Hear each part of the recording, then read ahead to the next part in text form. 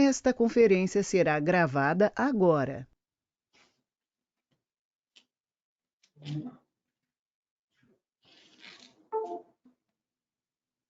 Se habilitasse aqui alguma coisa, eu Carlos.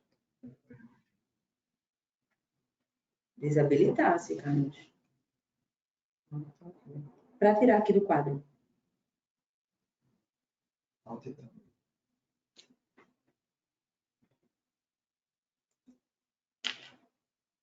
Cadê o quadro? Não está aqui?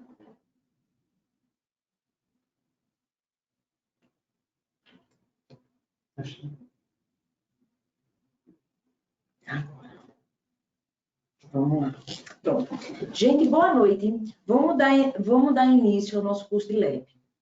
Nós temos aqui, nós iniciamos hoje e temos uma longa jornada, por quê? Diferente do que a maioria dos cursos fazem, que é apenas pontuar alguns artigos importantes, já que a LEP ela é imensa, nesse curso específico nós vamos trabalhar todos os dispositivos da LEP, certo?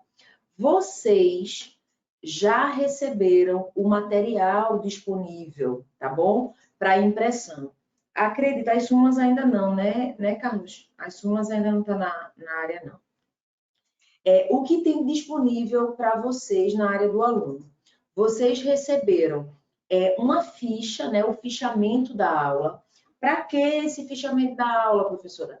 Para vocês não se preocuparem tanto em anotar. Se bem que, como a aula vai ser gravada, vocês vão poder assistir isso várias e várias vezes. Mas para essa primeira aula, eu preparei um fichamento da aula, certo? Vocês também terão o PDF atualizado. Vocês sabem que de abril para cá nós já tivemos alteração na LEP, ok? Então, vocês já têm esse PDF aí atualizado. E outra coisa, super, ultra, mega, power importante, é uma lei em que nós dividimos a lei em cores, aula a aula, certo? Deixa eu mostrar aqui para vocês. Vocês estão conseguindo ver aí o quadro, né? Esse é o índice que nós vamos utilizar. Vocês têm isso para imprimir, que é a lei dividida aula por aula. Se vocês perceberem, a aula 1, que é a aula de hoje, ela está colorida com a cor cinza, a aula 2 a cor azul e assim sucessivamente. Vejam que a barra, aí ó, vocês estão vendo aqui a barra, que essa barra aí cinza, ela está identificando para você quais são as páginas que vamos trabalhar em cada aula, tá certo?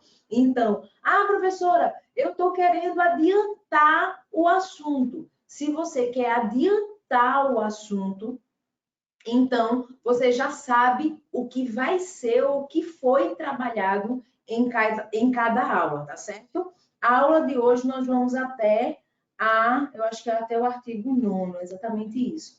Até o artigo 9º-A, tá certo? E a partir e domingo, a gente vai ter um mutirão no domingo, né? Aula manhã, aula tarde, vai ser um mutirão. Vocês já sabem o que nós vamos trabalhar domingo, é só pegar a tua lei direcionada e começar a ler os dispositivos, certo? Então, vamos começar. Vocês entenderam, gente? Outra coisa também. No final da aula, a gente vai liberar um caderno de súmulas, tá certo? Eu separei todas as súmulas importantes que estão relacionadas com a LEP. Súmulas e súmulas vinculantes também, tá bom? Então, vocês vão receber um caderno com, acho que são 13 súmulas, e 2 súmulas vinculantes que estão relacionadas com a LEP, inclusive uma das súmulas já revogada agora com o pacote anticrime, tá bom? Gente, você só vai errar questão de LEP se você quiser. Todo o material vai estar assim, está disponível para você. Então, só basta tempo, dedicação e a parte chata. Porque o que é a parte chata? Nós precisamos ler a lei. Ler lei é muito chato para quem não está acostumado, mas lembra que é necessário. Essa primeira aula de hoje, nós vamos trabalhar razoavelmente poucas leis, né? Apenas 9 artigos, mas o conteúdo, a parte teórica, ela vai aparecer, porque a gente está ainda iniciando o estudo da LEP. Nós ainda estamos iniciando a questão introdutória ao estudo da LEP, mas as próximas aulas vocês vão ver que ela é extremamente ligada à legislação. Por isso, eu tive a ideia de criar essa legislação dividida por aulas, para você se basear, saber o que a gente vai ler, saber o que a gente vai discutir, certo? O primeiro ponto que a gente tem que trabalhar é sobre o conceito de LEP, ok? Quando a gente fala de LEP, de Lei de Execuções Penais, a gente está falando de um procedimento, certo? Um procedimento que é destinado para efetivar alguma coisa. Efetivar o quê? Ela vai efetivar ou a pena ou a medida de segurança. A todo momento, hoje, de forma mais presente, nós vamos ter que comentar, nós vamos ter que entrar nos assuntos de direito penal e de direito processual penal. É impossível, gente, a gente estudar legislação especial sem entrar em direito penal, sem entrar em direito processual penal. E eu preciso da colaboração de vocês, certo? Preciso por quê? Vocês farão provas discursivas, isso é fato. Vocês que são do mentor e estão passando na pele a dificuldade que é escrever. Uma coisa é você falar sobre direito penal, uma coisa é você fazer questões objetivas de direito penal, outra coisa é você organizar a cabeça, organizar a mente, estruturar uma ideia e colocar no papel. Discursiva não é dissertação. Na dissertação, a gente aprende até um modelozinho, né? Um esqueleto, e aquele esqueleto a gente encaixa em qualquer tema. Na discursiva não é assim. Na discursiva a gente precisa de conteúdo. E para a gente escrever bem, nós precisamos falar bem, precisamos raciocinar de forma muito objetiva, de forma muito clara e organizada. Então, eu preciso ouvir vocês, certo? Eu preciso ouvir vocês para saber como essa ideia está organizada na cabeça de vocês. Quando eu falo de pena, eu estou falando de quê? Eu estou falando de um indivíduo que praticou um fato típico, um fato antijurídico e ele pode ser considerado culpável, certo? Eu estou falando de um indivíduo que praticou crime, pena, certo? Quando eu tenho a aplicação de pena, eu tenho uma sentença condenatória, ok? Já quando eu falo em medida de segurança, a medida de segurança ela é um instituto aplicável aos inimputáveis por doença mental, ok? Quem são os inimputáveis por doença mental? São aqueles indivíduos que estão lá no artigo 26 do nosso Código Penal. Lembram do artigo 26 do Código Penal, gente?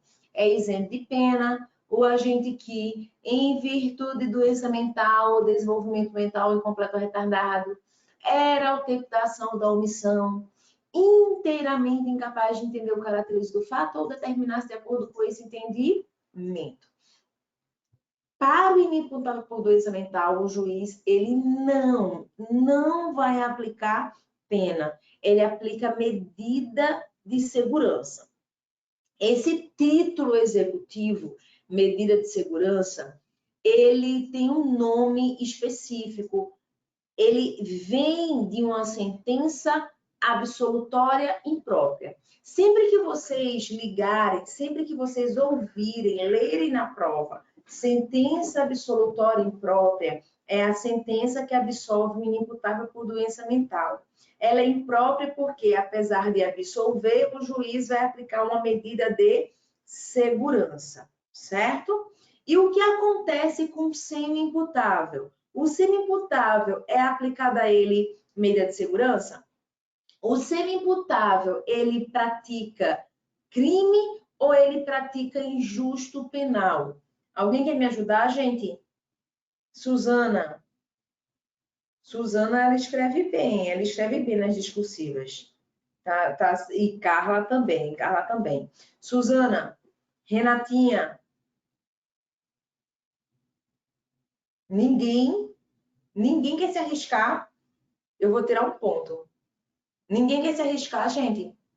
O semi-imputável, ele pratica crime, certo? O semi-imputável, ele está no artigo 26, parágrafo único do Código Penal. O semi-imputável, nós não temos doença mental. Nós temos o quê? Nós temos perturbação da saúde mental ou desenvolvimento mental incompleto ou retardado, certo? Professora, eu não estou conseguindo visualizar isso não, ou então, professora, está muito distante, eu não lembro disso. Vamos lá. Quando a gente fala dos indivíduos, quando a gente fala da aplicação de sanção penal, certo? Porque medida de segurança não é pena, medida de segurança é sanção penal. Nós temos pena e nós temos medida de segurança. A pena, ela é aplicada aos imputáveis. Para ser imputável, gente, o indivíduo precisa de quê? Ele precisa ter 18 anos e precisa ter sanidade mental. Quando a gente fala em medida de segurança, eu tenho os inimputáveis.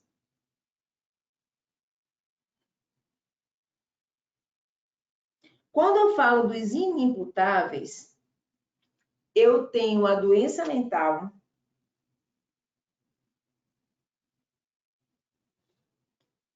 ai, Jesus amado, eu apertei errado. Vamos lá. Ctrl Z. Vamos lá.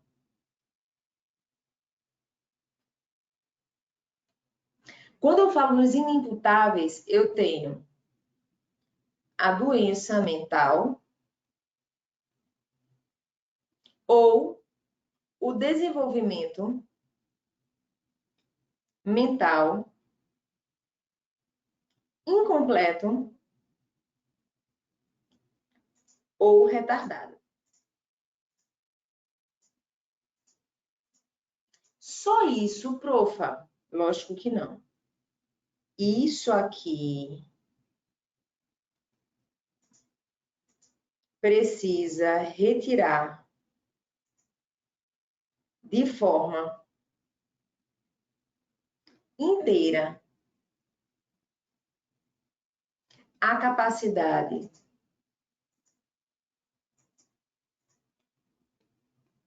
de entendimento ou determinação.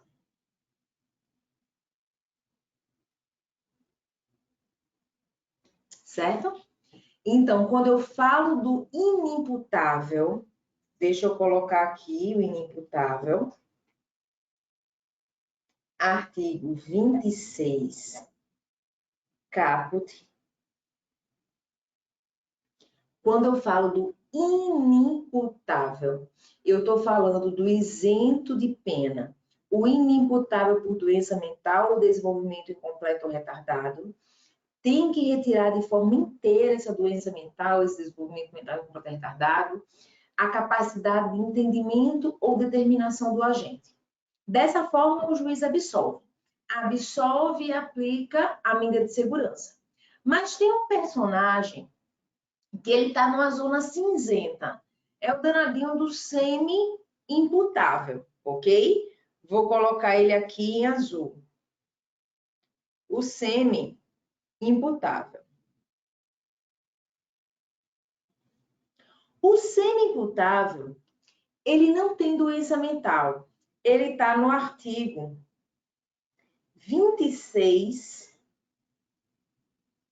parágrafo único do CP, do Código Penal. Ele não tem doença mental.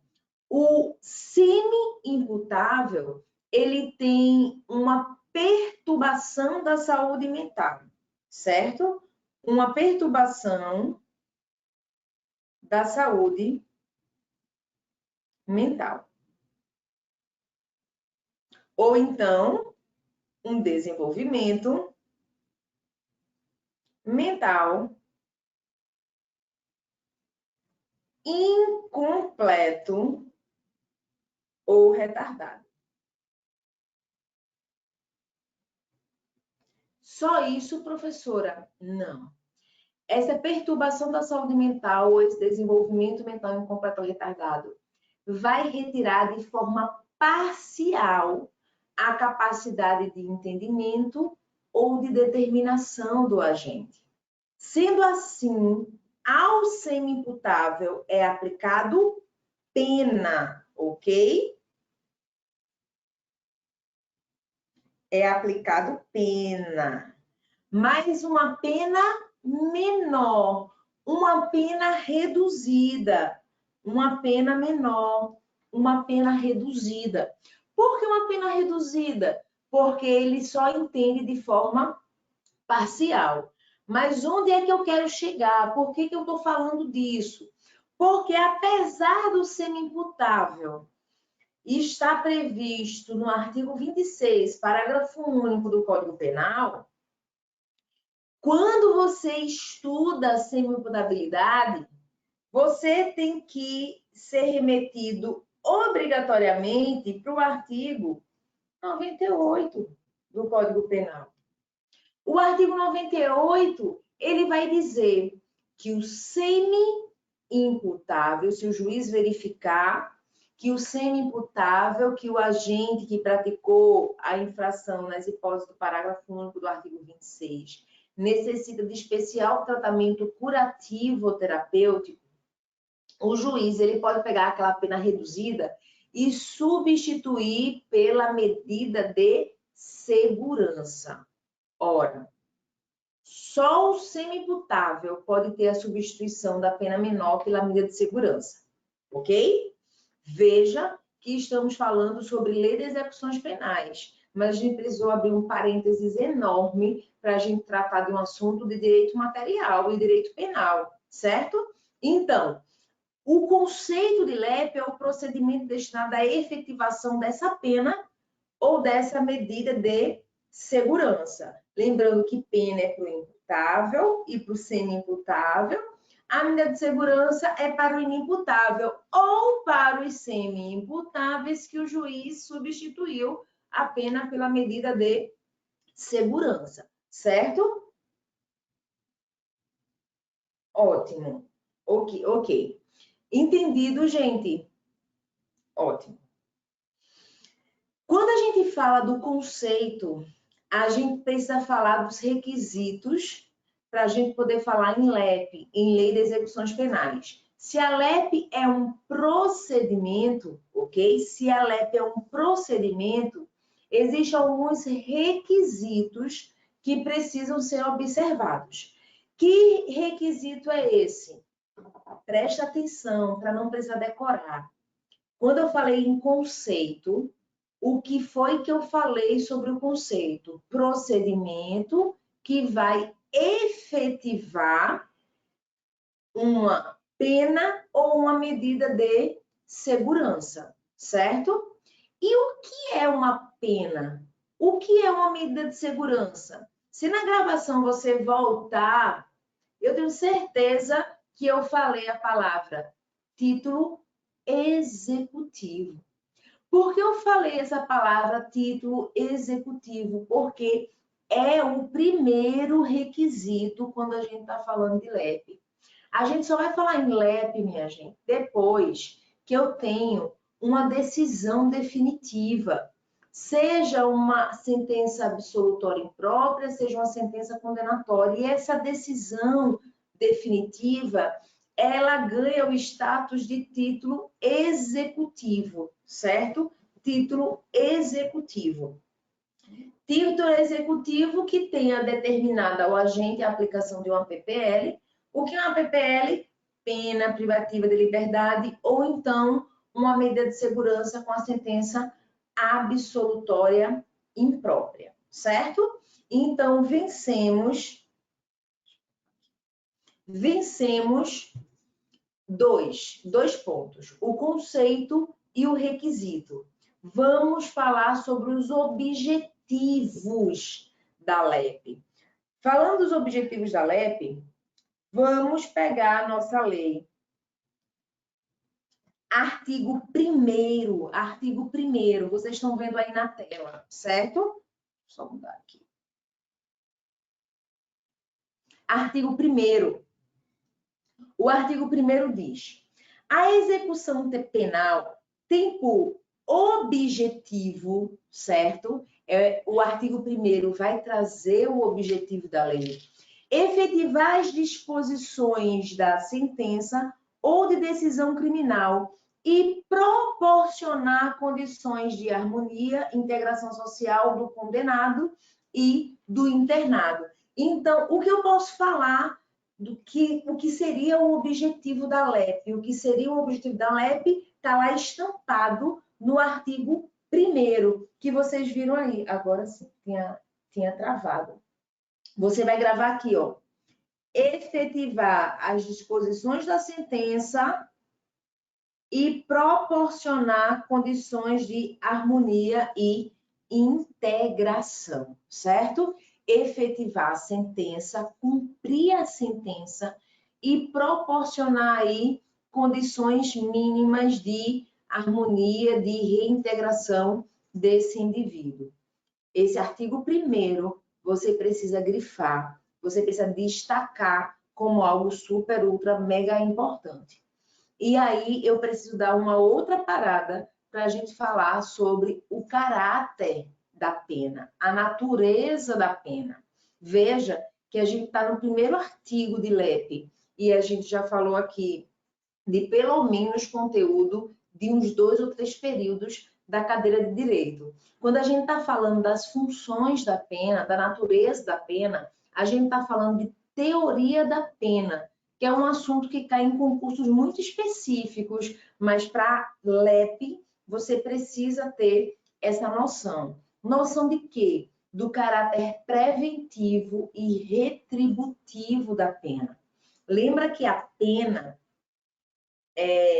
ela tem o condão, ela tem o poder e a função, é a palavra correta, ela tem a função de tentar prevenir novos delitos, ok? Mas também ela tem uma função retributiva. Ela tem uma função retributiva porque o indivíduo ele precisa pagar pelo mal causado na sociedade. Então, esse é o caráter retributivo e preventivo da pena. Isso pode cair, professora, isso pode cair mesmo sendo assunto de direito material, mesmo sendo assunto de direito penal, por estarmos falando de LEP, por vocês se submeterem a questões que envolvam LEP, pena pode e, digo mais, deve ser cobrado para vocês. Então, anota aí que a pena tem o seu caráter preventivo e também retributivo, tá bom? Visto isso, vamos para o artigo 2º, que vai dizer o seguinte: a jurisdição penal de todos os juízes ou tribunais de justiça ordinária em todo o território nacional será exercida no processo de execução na conformidade desta lei e do Código de Processo Penal. Gente, a atuação do Poder Judiciário não está delimitada apenas ao processo de conhecimento. Opa, cuidado. Vamos voltar aqui um assunto de direito processual penal, quando a gente estuda procedimentos. Quando a gente fala em processo penal, isso é muito interessante, gente. Eu estava essa semana na pós-graduação falando sobre recursos, e aí um colega advogado, né, que aluno, estava fazendo a pós-graduação, disse: é difícil a gente ter na mente, veja que não era a área dele, né? A gente ter na mente esse processo, como se desencadeia, quais são as fases, assim também os juízos. Veja que quando a gente fala em juízo, não existe apenas o juízo do processo de conhecimento, certo? Existe também o juiz do processo de execução. E digo mais, está suspenso, mas existe também o juízo das garantias. Então, quando a gente fala em atividade jurisdicional, a atividade jurisdicional não se limita ou não se resume ao juízo do processo de conhecimento. Compreende também o juízo do processo de execução. Compreende também ao juízo das garantias. Como assim, professora? Eu acredito que vocês já estão por dentro, deixa eu voltar aqui, que vocês estão por dentro do nosso pacote anticrime. O pacote de crime, minha gente, é um desafio, né, diário, porque é impressionante como a gente consegue se atualizar na velocidade da luz, com assuntos que não vão trazer, não vão agregar conhecimento útil para a gente, e a gente não consegue se atualizar com um pacote de crime que vai trazer conhecimento útil, concreto, que vai fazer você acertar a questão, mas as prioridades são muito loucas na cabeça do ser humano. O pacote de crime, minha gente, é de 2019. Em que ano nós estamos? 2021. O pacote de crime é de 2019 e ainda é tão pouco dominado pela maioria. Antes do pacote de crime, quando a gente falava do juízo, né, da atividade jurisdicional, nós tínhamos o juízo do processo de conhecimento, que é aquele juiz que vai cuidar do processo, que vai cuidar da instrução. Nós temos, antes do pacote, nós tínhamos o juiz do processo da execução penal. O juiz do processo da execução penal é aquele juiz que vai cuidar da execução, da efetivação do título executivo, ok? Então, é o juiz do processo de execução. Com o pacote anticrime, nós temos o juiz do processo de conhecimento, nós temos o juiz do processo de execução e temos mais. Nós temos o juiz das garantias. O juiz das garantias, ele atua de forma preliminar. Ele vai atuar, na verdade, em toda aquela etapa inquisitorial, na etapa de investigação policial. Vai preparar todo o processo, né? Cuidando da instrução, da legalidade, como guardião da legalidade, dos atos que forem necessários aí à sua manifestação durante a fase policial. Ele sana tudo que deve sanar e leva já pronto para o juiz do processo de conhecimento. Ali termina a sua atividade jurisdicional e inicia a atividade jurisdicional do juiz do processo de conhecimento, onde nós temos o processo, certo? E aí, todo o devido processo legal, ampla defesa, contraditório, Tudo aquilo que a gente estudou no processo penal Evolution vai acontecer na fase de conhecimento. E o juiz do processo de conhecimento, veja que negócio mais lindo, ele vai dizer o direito: culpado ou inocente. Se culpado, se condenado, esse indivíduo precisa ser atribuída a ele uma pena. E o juiz do processo de conhecimento vai fazer essa dosimetria. Aqui não vai ser um momento da gente explicar, da gente trabalhar a dosimetria de pena.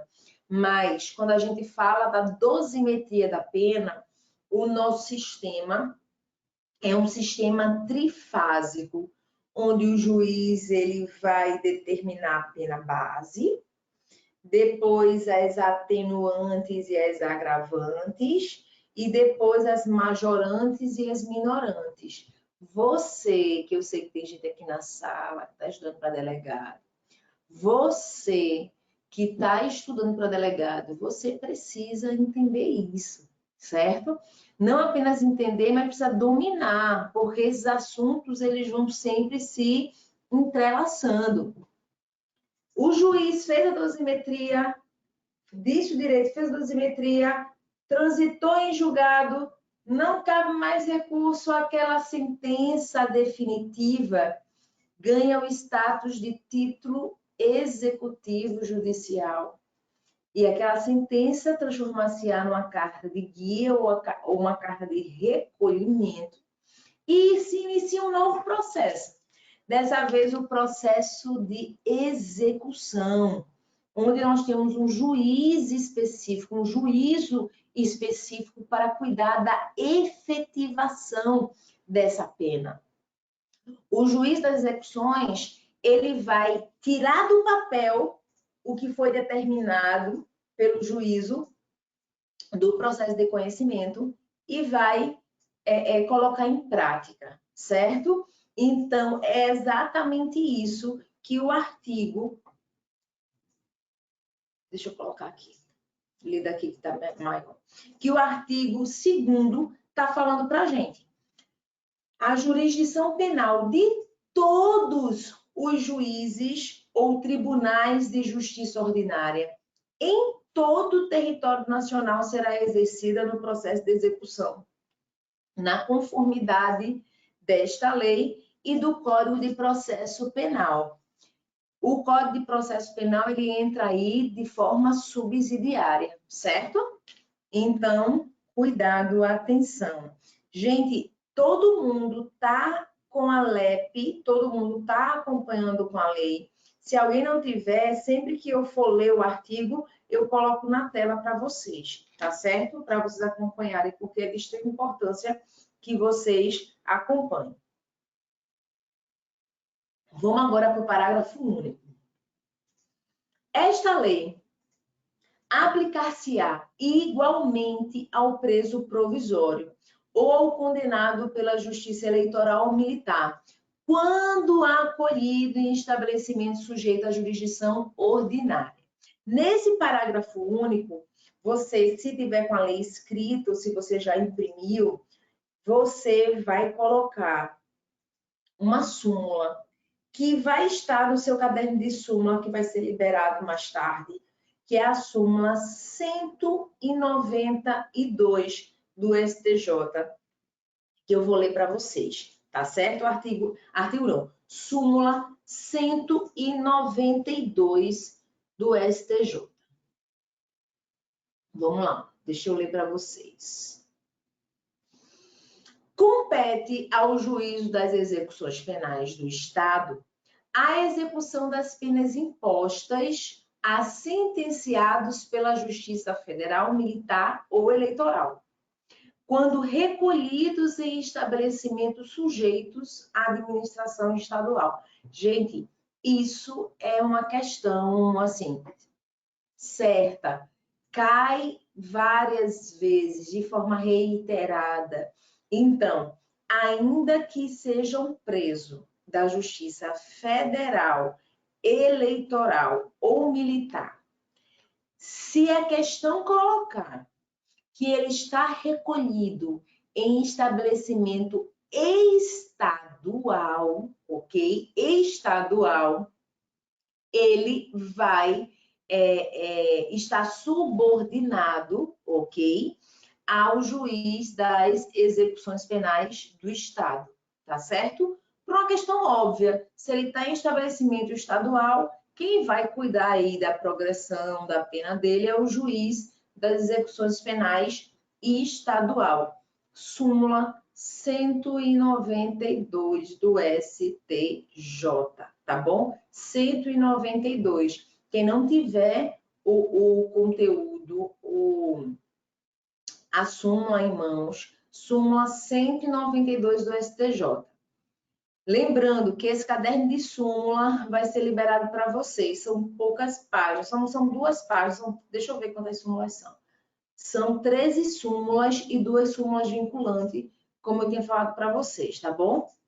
E uma dessas 13, na verdade, uma foi revogada com o pacote anticrime. Então, vocês vão ter só 12 súmulas para se preocupar, mais 2 súmulas vinculantes, tá bom? A súmula 192, ficou alguma dúvida? Tudo tranquilo, gente, é uma questão de lógica, né? Repito, se o preso, ainda que federal, estadual ou eleitoral, estiver estabelecido, se o preso federal, militar ou eleitoral estiver em estabelecimento estadual, a pena dele vai ser, ele vai estar subordinado, o cumprimento da pena dele vai estar subordinado ao juiz das execuções penais do Estado, tá certo? Tranquilo? Alguma dúvida, gente? Beleza. Pronto, é esse mesmo, Suzana, é esse mesmo. Vamos lá. Vamos falar agora do artigo 3º. O artigo 3º, ele vai cuidar, deixa eu voltar aqui, da permanência do preso, ok? Deixa eu colocar aqui também para vocês. Carlos, tem como aumentar essa... Para eles, eu estou vendo tão pequenininho, tem como aumentar esse... Não, né? Vamos lá. Então, deixa eu ler para vocês, eu vou ler do outro lado que está maior para mim.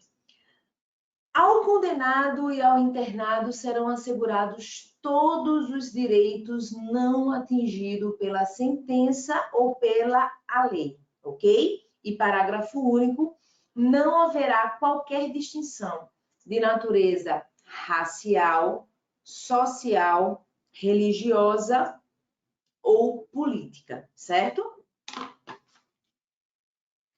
Se vocês pegarem...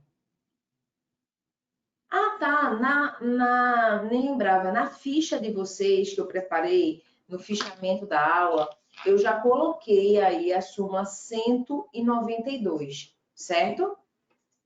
Já coloquei 192. Quando a gente fala da permanência de direitos não atingidos na sentença, nós temos que lembrar do conhecimento de constitucional, certo? Artigo 5º, inciso 12. Agora que eu vi que o inciso saiu minúsculo aí, seria maiúsculo, mas enfim. É inciso 12, tá certo? Que vai falar sobre a inviolabilidade do sigilo da correspondência.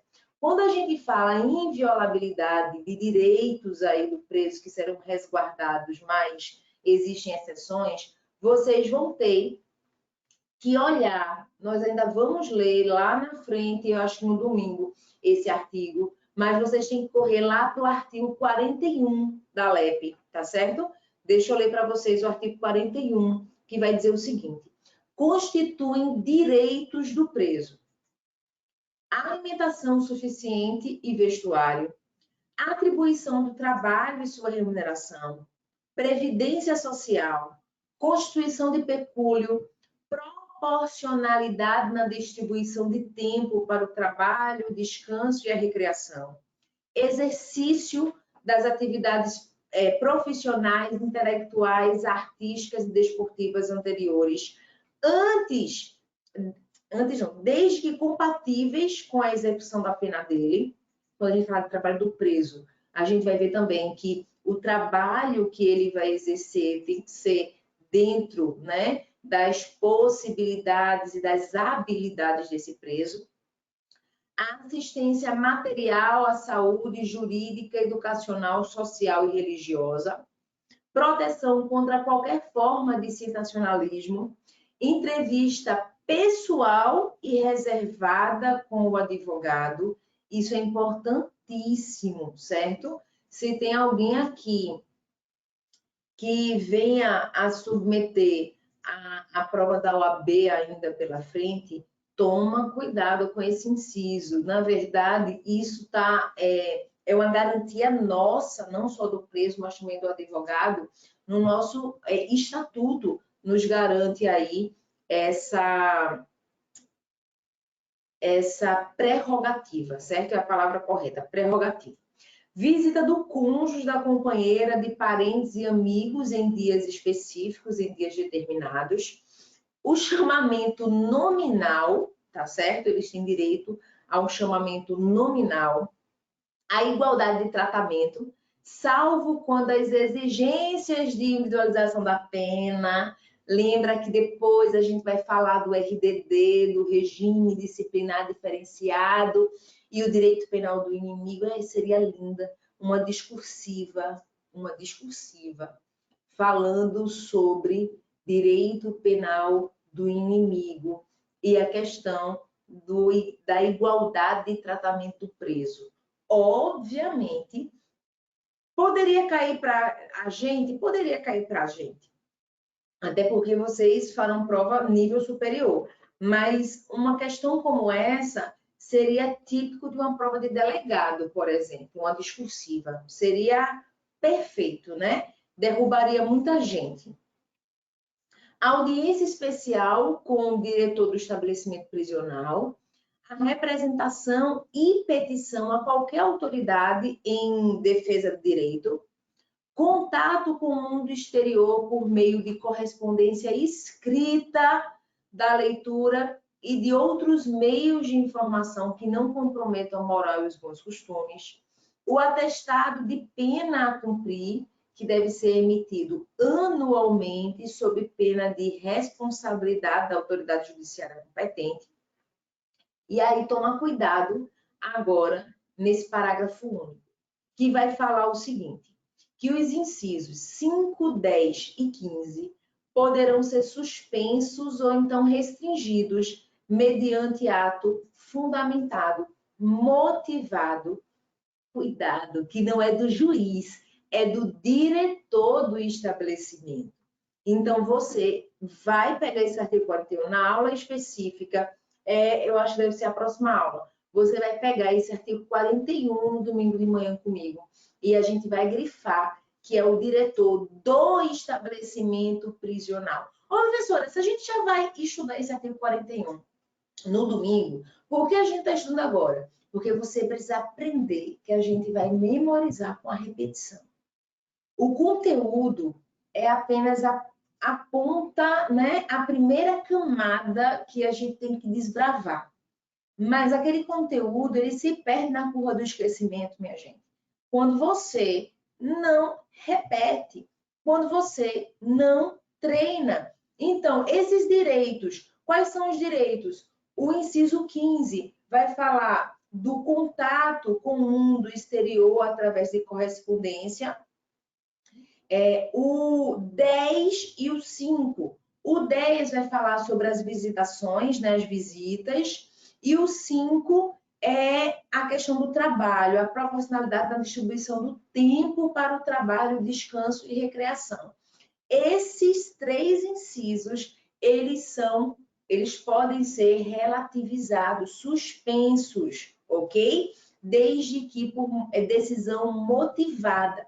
Quando a gente fala decisão motivada, a nossa mente automaticamente já tenta derrubar a gente e colocar uma decisão fundamentada, motivada e decisão judicial. Não, nesse caso, eu estou falando de decisão do diretor do estabelecimento prisional, certo? Domingo eu vou lembrar isso para vocês. O que é direito penal do inimigo? Bora lá. Do diretor do estabelecimento prisional, certo?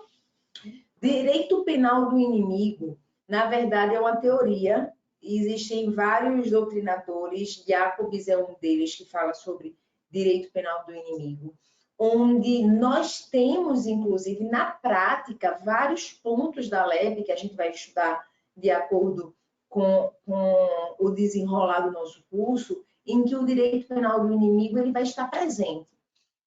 Porque o Estado, em algumas situações, ele vai tratar de forma muito dura, de forma muito inflexível e até retirar direitos e garantias daqueles indivíduos que são considerados o inimigo do Estado.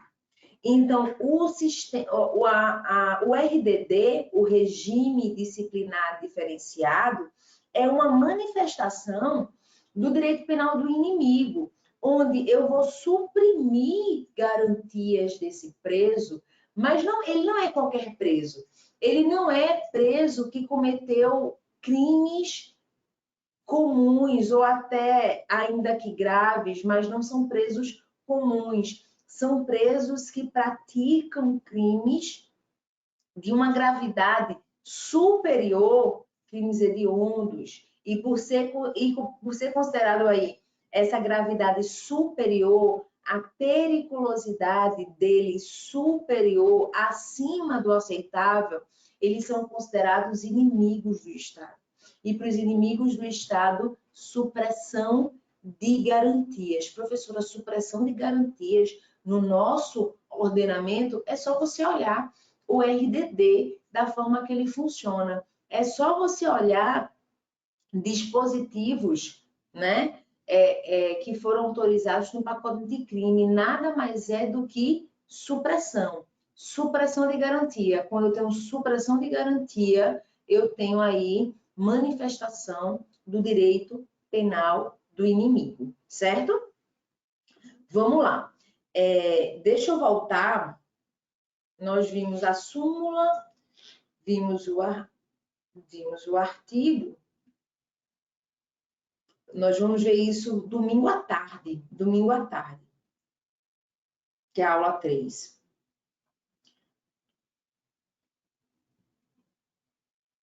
Vamos lá.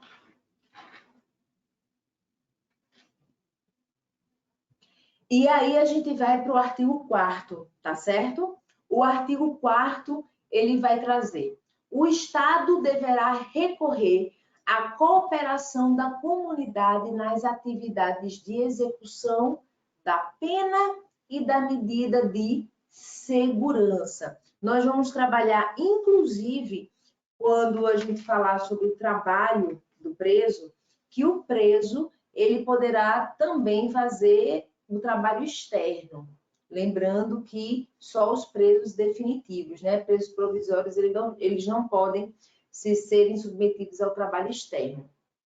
Mas existe essa cooperação da comunidade nas atividades de execução da pena e da medida de segurança. No curso anterior, eu tinha falado com vocês o seguinte: nós vamos ver o quão perfeita é a LEP. A LEP, principalmente quando a gente está falando da célula, a gente chegou até a falar da disposição das células, não foi? No último curso. A gente vê que funciona... Deixa eu voltar aqui. A gente vê que funciona de forma muito... Não que funciona, né? Mas a gente vê que a previsão legal, ela é muito perfeita. Mas do jeito que ela funciona é de forma muito anômala daquilo que é previsto pela LEP. Se você lê, não apenas ver, se você estudar a LEP, você vai ver que realmente, se funcionasse da forma que a gente está estudando aqui, nós poderíamos falar em ressocialização, em reintegração do indivíduo, mas funciona de forma muito discrepante do que realmente está previsto na legislação. Na prova, você vai precisar entender o que a lei traz e como ela traz. Cuidado Eu sempre estou falando de discursiva porque toda semana todo mundo está me perguntando de discursiva. Você tem que ter muita parcimônia ao fazer, ao escrever, ao responder uma questão discursiva que envolva temas polêmicos de execução penal, por exemplo. Lembrem para que cargo vocês estão estudando. Que cargo vocês pretendem alcançar? Que cargo vocês pretendem ocupar? Então, as críticas, elas devem acontecer, de forma muito elegante, certo? Você vai ser comedido, você não vai ser negacionista, você não vai dizer que a execução penal ela funciona de forma perfeita, você não vai dizer isso, senão vão achar, não, esse cara não vai passar nem no psicotécnico, mas você precisa criticar de forma elegante. Lembre que você está se submetendo a uma avaliação, ok? Então, pelo amor de Deus, por que eu sempre falo isso? Porque, ainda que de forma rápida, eu fico de olho nas redes sociais. Então, cuidado com aquela frase de bandido bom é bandido morto, vamos armar todo mundo, e legítima defesa é isso, pelo amor de Deus, certo? Porque senão você vai levar um zero bem grande na sua discursiva e depois de um dia que a prova não falou, certo? Então, cuidado, muito cuidado nessa hora, tá bom? Me diga uma coisa, vocês estão conseguindo acompanhar? Quando a gente for falar de RDD, eu volto a falar sobre o direito penal do inimigo e vou ditar algumas coisas para vocês anotarem, tá certo? Tudo isso que eu estou falando são pontos que vocês devem utilizar numa questão discursiva. Will, meu querido, boa noite, boa noite, boa noite. Vamos lá. Vamos agora chegar na parte mais importante. Vocês estão conseguindo entender, gente? Tranquilo? Todo mundo tão caladinho? Vocês estão conseguindo entender? Eu não estou ouvindo vocês.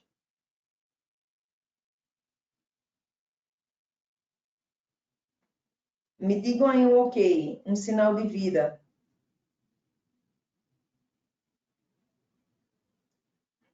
Renata, Suzana, Edilaine também. Ok. Ótimo. Carla. Ok. Will.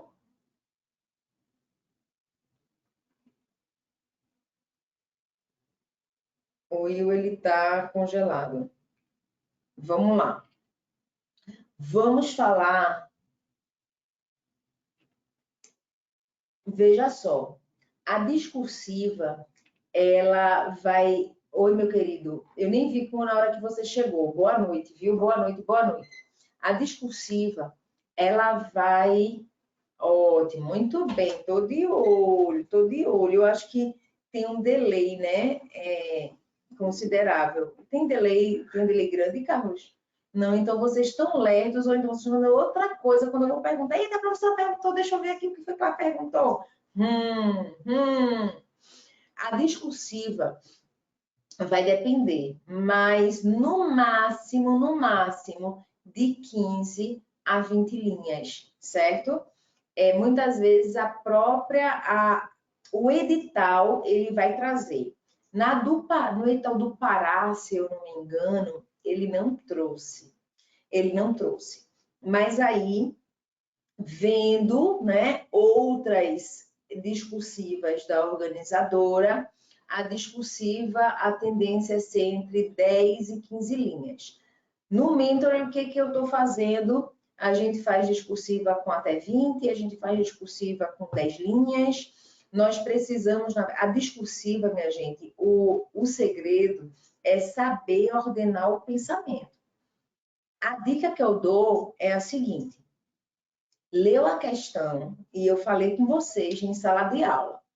Quando eu entrego a questão discursiva, eu ainda explico, sendo que vocês ficam tão ansiosos para responder logo e sei lá o quê, que eu explico e vocês escrevem outra coisa. E vocês escrevem outra coisa. Depois, aí eu dou 20 minutos para fazer responder a questão. Quando eu recolho, que eu explico de novo, eu explico a mesma coisa, de novo.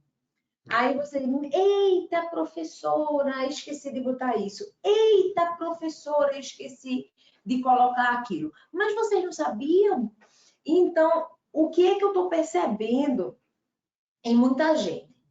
A ansiedade, parece que o nome discursiva traz uma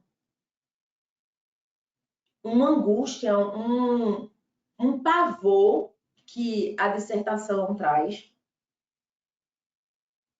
Na dissertação, você fala de tudo. Às vezes fala de tudo, não fala de nada, mas tocou ali no tema.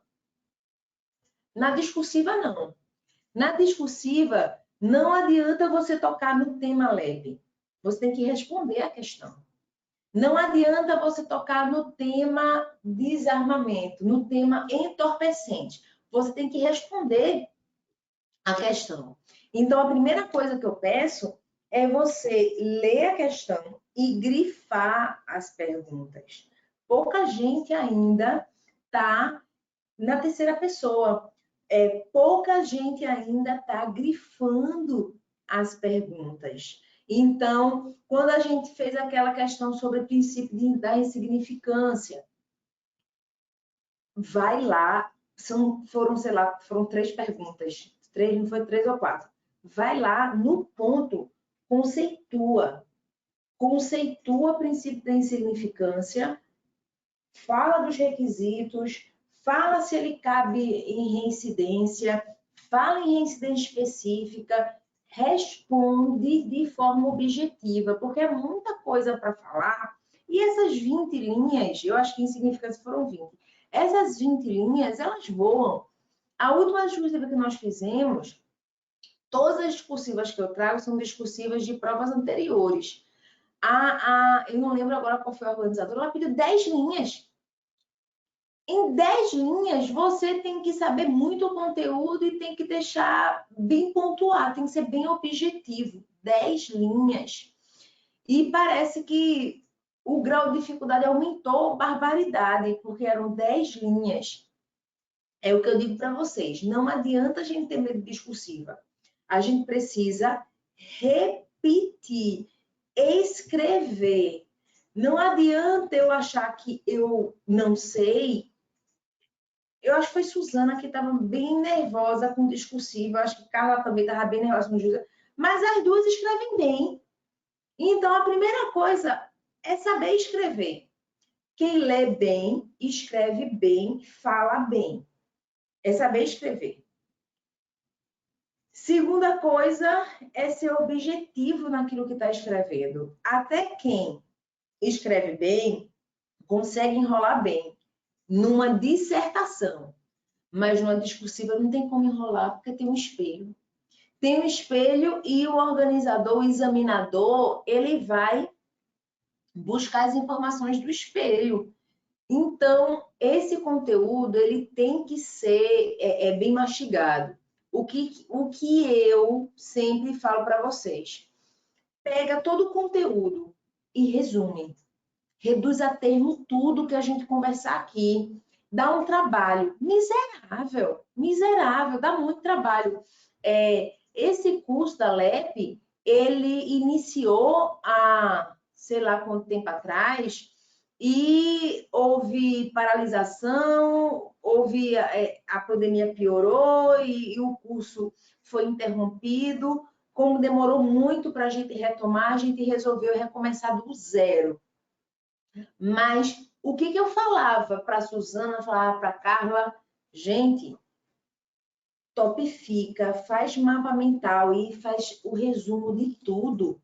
Mapa mental, você vai aprender a topificar para fazer aquelas nuvens de ideias. As nuvens de ideia, não adianta se essa nuvem de ideia não tiver razoabilidade, não tiver objetividade, vai virar tempestade, não vai virar nuvem de ideias. Então, essas nuvens de ideias que vocês aprendem quando vão fazer a dissertação, são os nossos mapas mentais quando a gente vai fazer uma discursiva. Depois dali, dessa topificação, se você quer colocar em tópico, se você quer colocar um mapa mental, você vai precisar escrever a respeito. Escreva tudo. Tudo que você souber sobre o tema.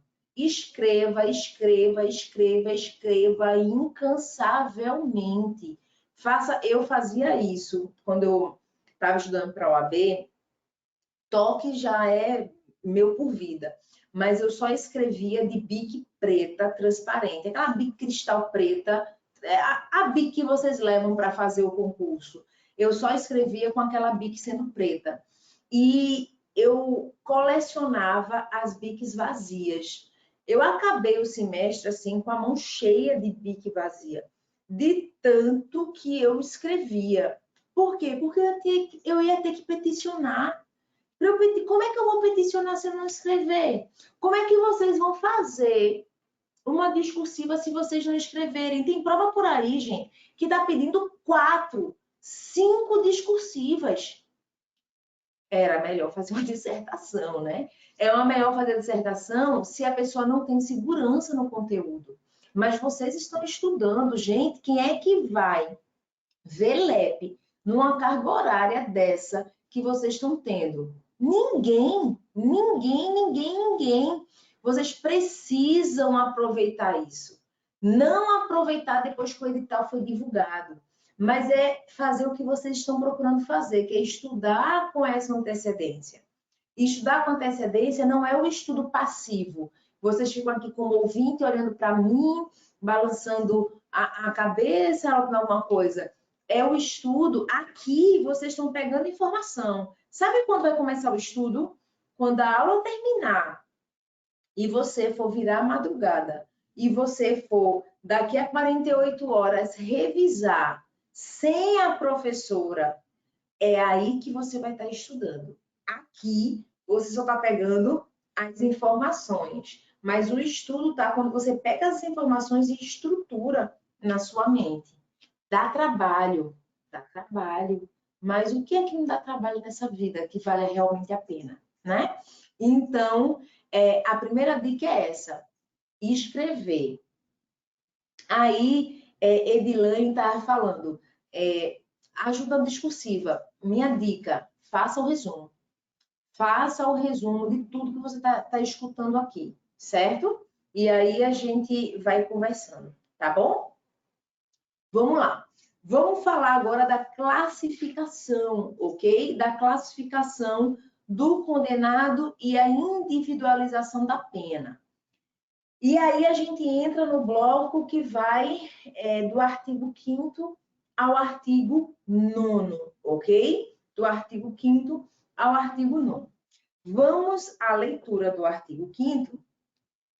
Deixa eu botar aqui. Lembrando que esse material vocês terão, já está na área do aluno, né? Só no final que a gente vai colocar, pode até colocar, não sei se dá para colocar já, Carlos, o caderno de súmulas. Certo? Vamos agora para esse artigo 5º, que vai dizer o seguinte: os condenados serão classificados segundo seus antecedentes e personalidade.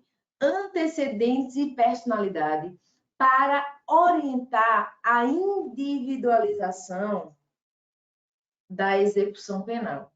Veja que não existe apenas a individualização da pena, mas, sobretudo, existe a individualização da execução penal. E aí eu vou fazer uma pergunta. Ótimo, estuda por resumos, já faço resumos, estudo por resumos, escrito à mão. Perfeito. Me diz uma coisa, qual é o teu concurso que você vai fazer, Lilane? O concurso, não o concurso vai fazer agora, mas é o concurso meta final. PCRN. Para agente ou delegado?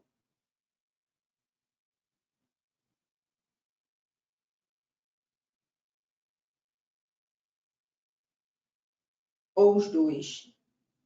Agente, certo, ótimo. Então, PCRN, discursiva, vai cair LEP, né? Vai cair LEP. O que a gente vai ver hoje, eu quero. Pode, inclusive, fazer e tirar uma foto para mim. Eu quero resumo de tudo. Mas Suzane e Carla já fizeram um mapa mental, inclusive, que na outra turma elas fizeram e me mostraram. Eu quero de novo, certo? Carla, inclusive, agora está fera no mapa mental. Eu quero de novo, porque eu quero esse conhecimento bem estruturado, tá certo? Nós temos aqui 2 semanas para a gente trabalhar isso bem direitinho, tá bom? E no domingo a gente só sai com a fumacinha, né, saindo. Vamos lá. Então, os condenados, cadê? Os condenados serão classificados segundo seus antecedentes e personalidades para orientar de individualização da execução penal. Por que nós precisamos individualizar a execução da pena, gente? Alguém?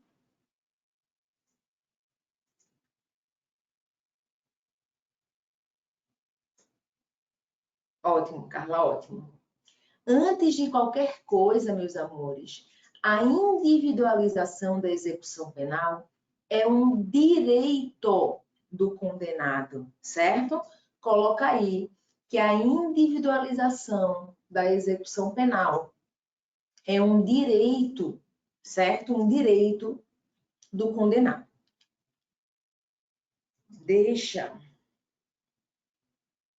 Quando a gente fala em individualização da execução penal, nós temos que falar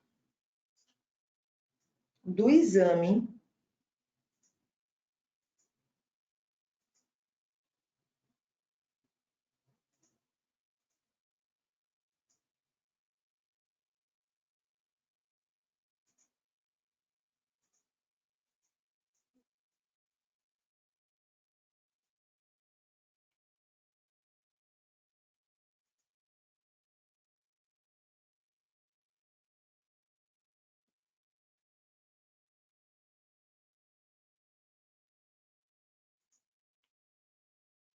exame de classificação versus exame criminológico.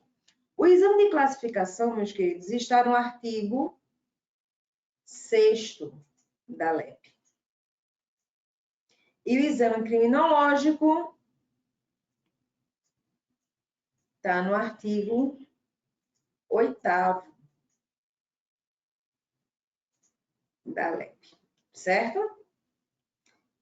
E aí eu quero que vocês escrevam. Vá fazendo junto comigo. O exame de classificação é mais genérico.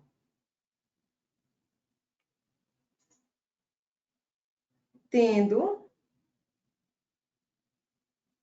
como objetivo a adoção da melhor forma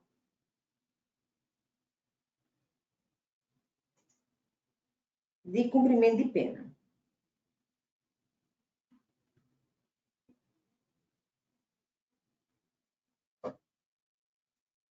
Certo? Já o exame criminológico, se um é genérico, o outro é específico.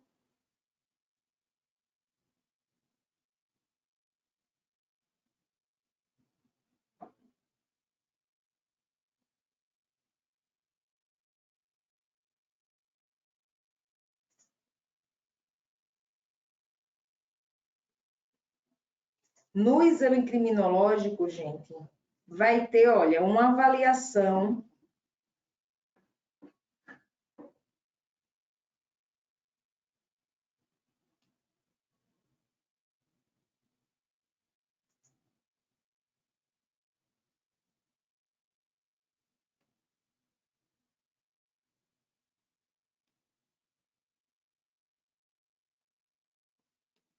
vai ter uma avaliação psicológica e também uma avaliação psiquiátrica.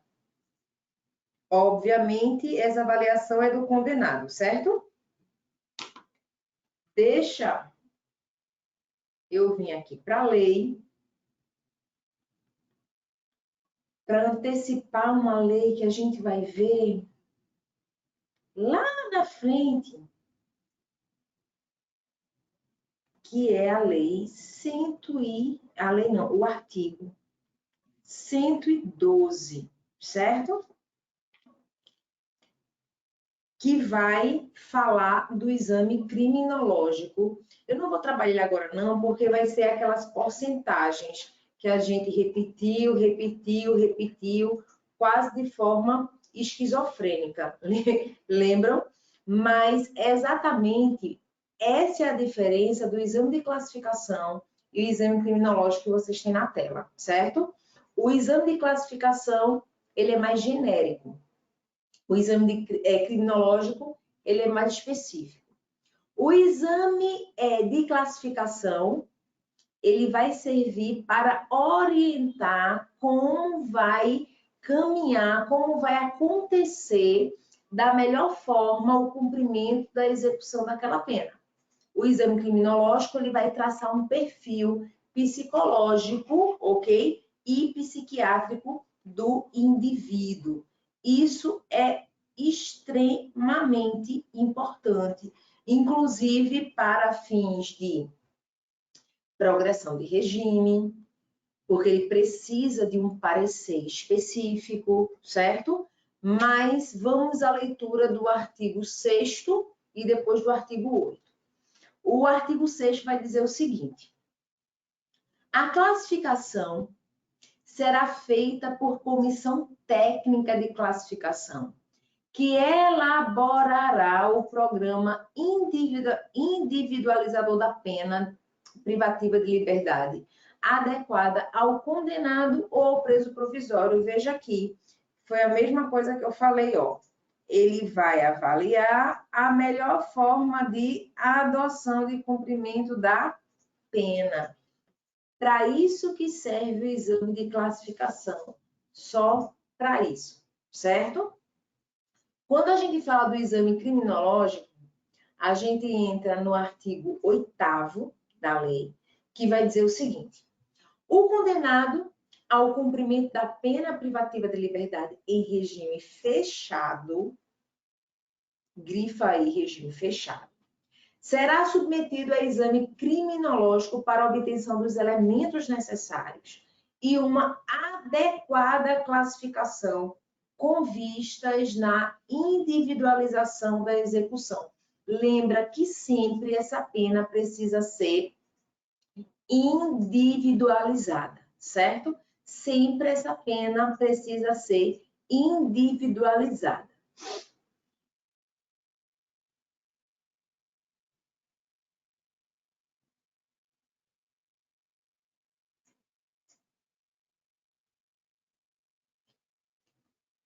Vamos lá. Parágrafo único.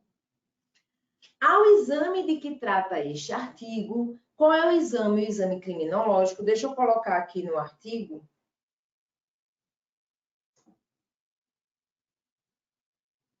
Pronto, artigo 8º, tá aqui. Certo? Artigo 8º.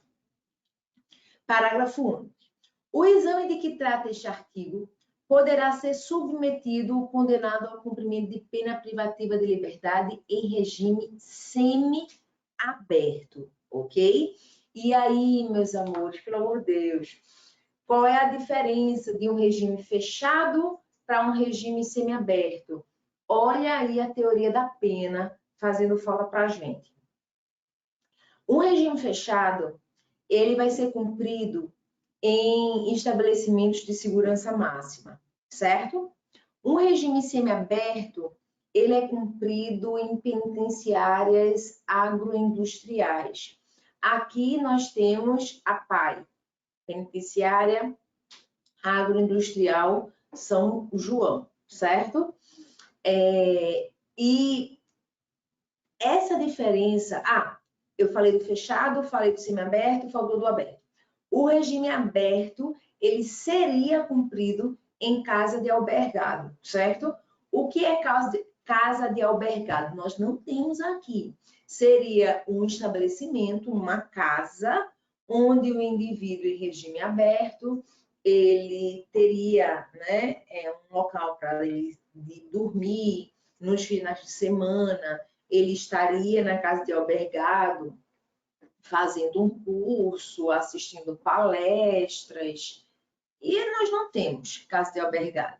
Na prática, esse indivíduo submetido ao regime aberto, ele fica em liberdade. Ele fica em liberdade apenas mensalmente, periodicamente, indo ao juízo assinar, descrever o que ele está fazendo, pormenorizar tudo o que ele está fazendo, ele precisa comunicar se ele pedir autorização para ele sair da comarca, se for o caso, mas não existe casa de albergado, certo? E aí ele está no regime aberto. No regime semiaberto, não. Ele está ainda numa penitenciária, mas é uma penitenciária agroindustrial. E aí ele sai para trabalhar, ele volta. No regime fechado, aí teoricamente é punk. No regime fechado, ele não teria essa mobilidade, ele não teria, nem no semiaberto também era para ele ter celular, mas ele não tem a comunicação com o mundo externo, certo? Ele está ali num presídio de segurança máxima, certo? Então, vamos lá ler novamente o artigo 8º, que vai falar o condenado ao cumprimento de pena privativa de liberdade em regime fechado será submetido ao exame criminológico para a obtenção dos elementos necessários a uma adequada classificação e com vistas à individualização da sua execução. Aí o parágrafo único vai dizer que o exame criminológico, ele também pode ser submetido ao condenado ao regime semiaberto, ok? Ao cumprimento da pena privativa de liberdade em regime semiaberto. Grifa aí o artigo 6º e o artigo 8º. Certo? E anota aí o exame de classificação e o exame criminológico, tá bom? Vamos para o artigo 7º. A comissão técnica de classificação existe em cada estabelecimento e será presidida pelo diretor e composta por, no mínimo, 2 chefes de serviço, um psiquiatra, um psicólogo e um assistente social. Pode cair para a gente que vai fazer a gente lá no Rio Grande do Norte, que vai fazer delegado numa prova objetiva. Isso aqui é para você fazer o mapa mental, tá certo? A comissão técnica de classificação. Deixa eu voltar para quem não está com a lei conseguir acompanhar aqui, ó. Isso daqui é super, ultra, mega, power importante, tá certo? A comissão técnica de classificação existe, o artigo 7º. Eu grifei o artigo 7º, eu grifei o artigo 9º, meu Deus. Agora sim, artigo 7º. Vamos lá. A comissão técnica de classificação existe em cada estabelecimento. Será presidida pelo diretor e composta por, no mínimo, 2 chefes de serviço. Cuidado que eles podem colocar no máximo. Aí está bem claro que é, no mínimo, 2 chefes de serviço. Um psiquiatra, um psicólogo e um assistente social. Um psicólogo, um psiquiatra, um assistente social, no mínimo 2 chefes de serviço e o diretor, ok? Nos demais casos, a comissão atuará junto ao juiz da execução e será integrada por fiscais do serviço social. Toma cuidado no caput, na comissão técnica de classificação, e a sua composição. Como é que eu vou colocar isso no meu resumo? Composição da comissão técnica de classificação. Compostas. É presidida pelo diretor e composta por, no mínimo, 2 chefes de serviço, um psicólogo, um psiquiatra e um assistente social. Um psicólogo, um psiquiatra, um assistente social, no mínimo 2 chefes de serviço, presidida pelo diretor. E isso você vai ter que repetir, como um mantra, certo? O bom, repito, vai estar gravado, você vai fazer o resumo, vai assistir novamente a aula, escutando, ouvindo o resumo, tá certo? Ouvindo o resumo, lendo o resumo, ouvindo a aula e lendo o resumo. Por quê? Para ver se todas as anotações estão ok, fazendo o checklist. A gente está no momento em que vocês devem aprender a importância do checklist. O que é o checklist? Gente, Natal, está marcada a prova, não está marcada a prova? Pode ser que não aconteça, pode ser que aconteça, provavelmente dessa vez vai acontecer, não vai ser adiado, né? Não esperem que seja adiado. Então, vocês precisam fazer esse checklist de tudo que você já viu. Não apenas do que você já viu, mas daquilo que é mais importante. E, Amanda, o que é mais importante, eu considerando a prova do Rio Grande do Norte, que foi o que a colega falou aqui do Rio Grande do Norte? Os direitos. Então, você vai fazer esse checklist de direito penal, de direito constitucional, de direito administrativo. A prova discursiva deve vir alguma coisa com a parte criminal e direito constitucional, pode ter certeza. Eu acredito só com a parte criminal, mas pode vir constitucional, pode vir ligando. Você vai trabalhar direito processual penal, legislação extravagante, porque é aquilo que vai te fazer brilhar na prova. Parar, alguém aqui vai fazer parar.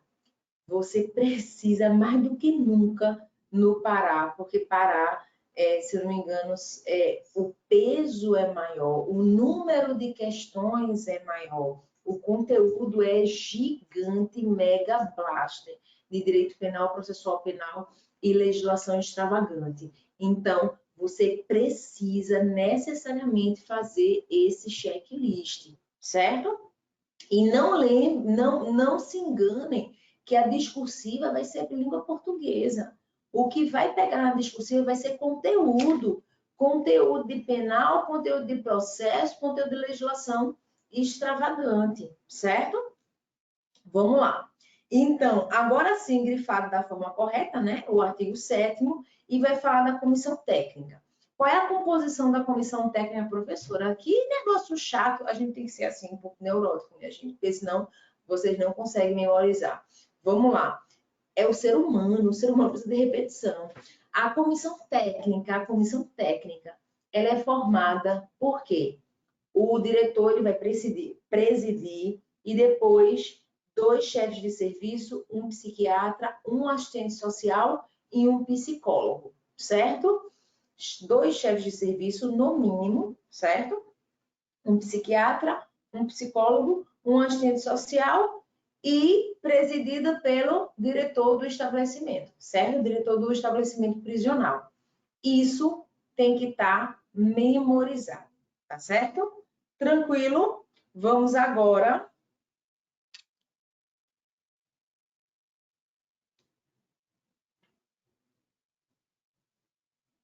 Deixa eu só apagar aqui que eu fiz o grifo errado. E ninguém me avisou de novo. Não foi? Sempre acontece quando o Will está na sala, né, Will?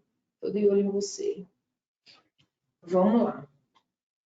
Vamos agora, a gente leu o artigo 8º. O artigo 8º fala do exame criminológico, certo? Do exame criminológico. No domingo dá para a gente deixar esse coisinha maior, né? E agora a gente vai para o artigo 9º. Vamos lá para o artigo 9º, que vai dizer o seguinte. Tem uma lupinha aqui, tá externo. Tem uma lupinha aqui. Vamos lá.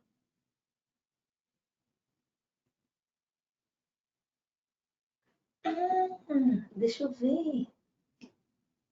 Mas eu acho que aqui vai ser.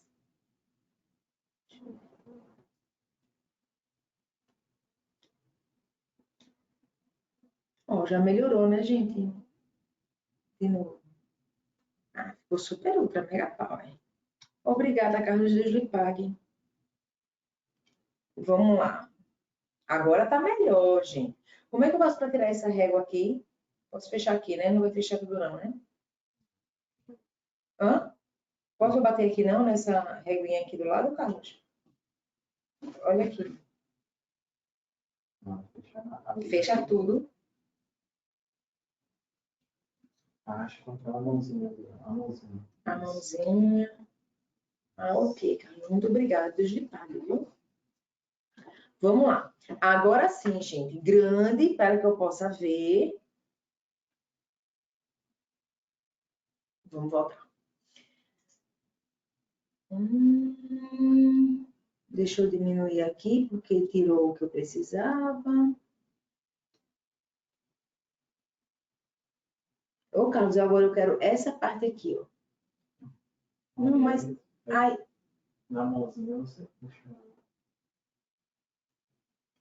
ah, tá. Mãozinha. Ok. Vamos lá.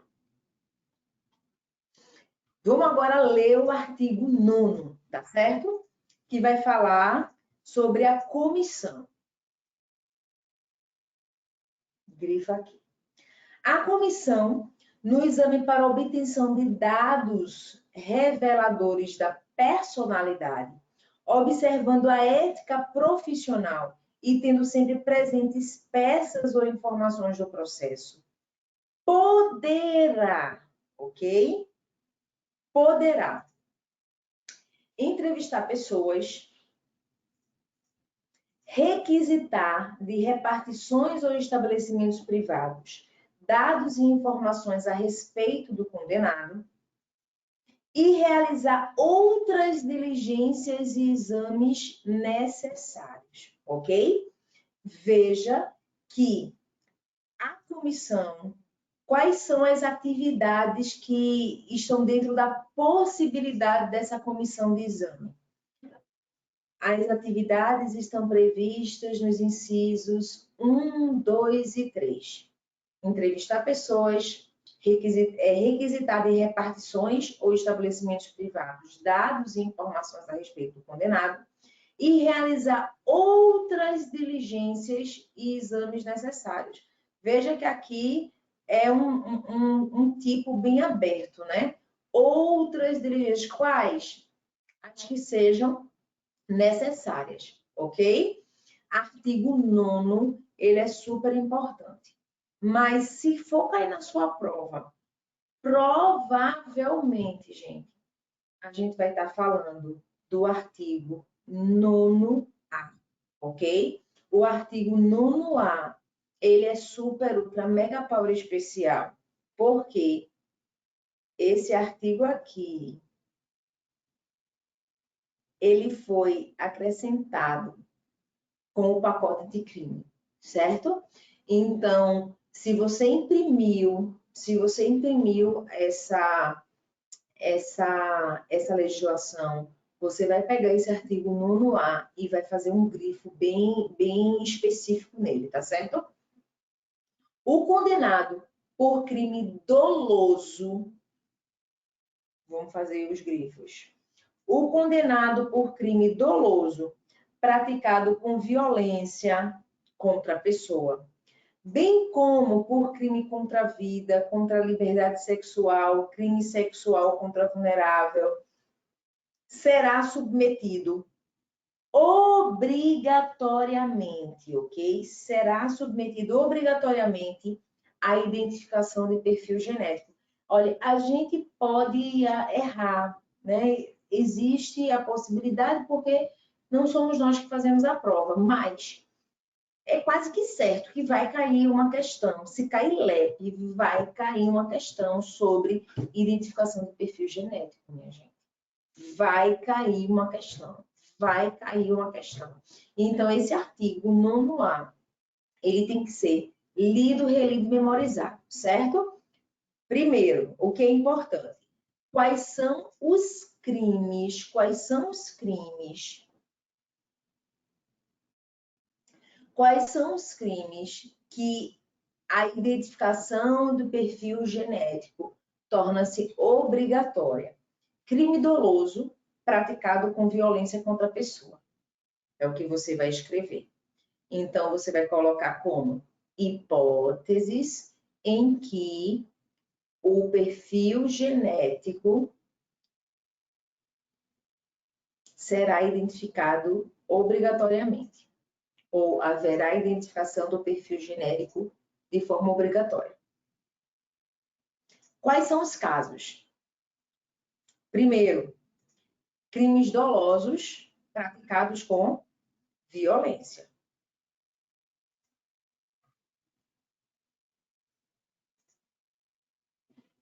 Coloca crime doloso. Cuidado, que não é violência ou grave ameaça, tá? É violência contra a pessoa. Com violência.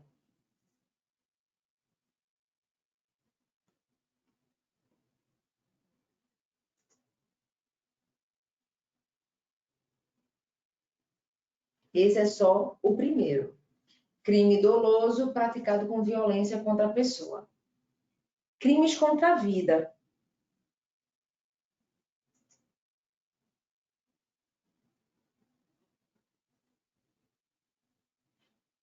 Certo? Crimes contra a vida. Deixa eu botar numa outra folha que vai ser melhor. Vamos lá. Vamos organizar a nossa vida.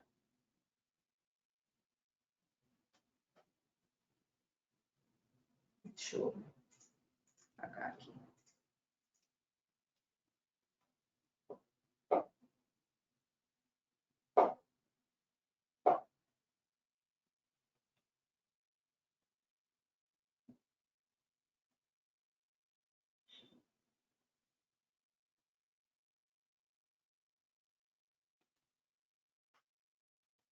O perfil genético será obrigatório, certo? Crimes, crime doloso,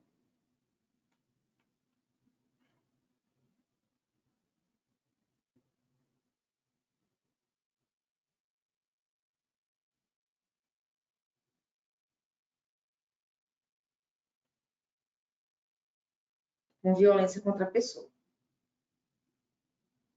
Depois, crime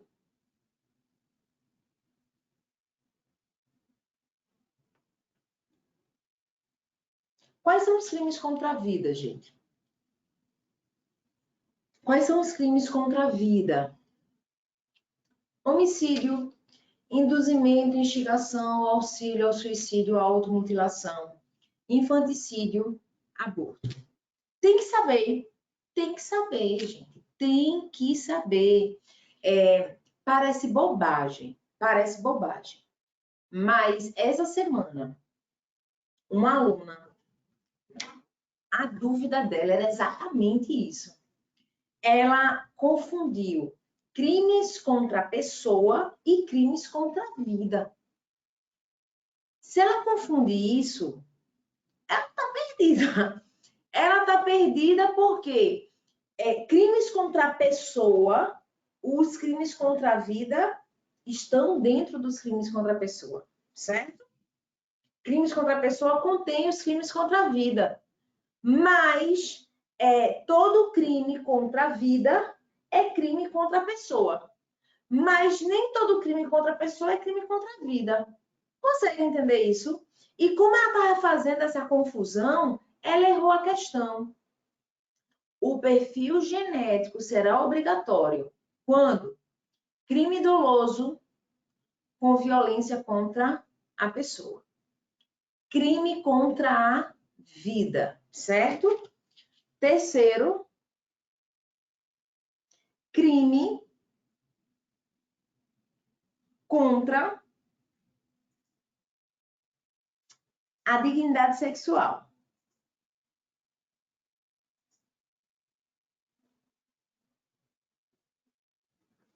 Onde é que tem isso, professora? Está no artigo 9º, gente, certo? Crime contra a dignidade sexual ou crime sexual contra vulnerável. Eu vou colocar no quarto aqui, crime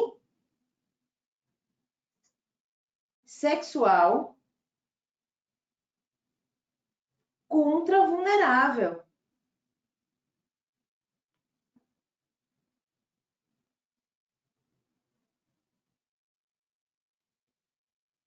Vamos voltar. Então, veja. Deixa eu apagar, porque tá uma confusão aqui, hein, que eu fiz.